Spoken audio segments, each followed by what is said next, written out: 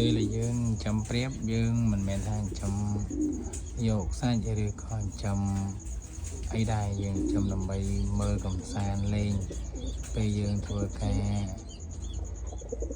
រហើយហត់ពេលល្ងាចហ្នឹងអញ្ចឹងយើងចាំវាមើលលេង3 4ទ្រុងឬក៏10 គូ 20 គូចាំមើលលេងអញ្ចឹងបងប្អូនអានេះប្រៀបតាមដែរនេះប្រៀបកាមនេះវាចាក់គ្នាបែកក្បាលហើយយកជាបានបាក់ជើងទៀតនេះសម្រាប់ប្រៀបធំយើងក៏ប៉ុន្តែយើងមិនចាំថាធ្វើសាច់ធ្វើហូបអីទេយើងចាំមើលកំសាន្តលេងពេលយើងរួចពីការងារកុំអោយអបសុកពេលល្ងាចឡើងដាក់មកយូរមើលប្រៀបដែរយើងចាំមើល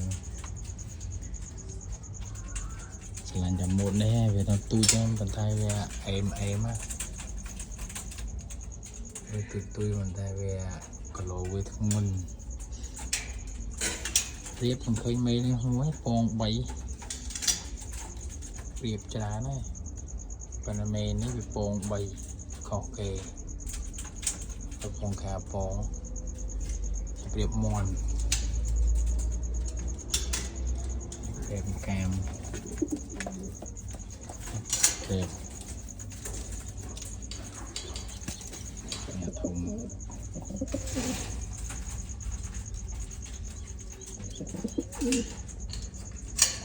ប្រៀបអាន់ឌី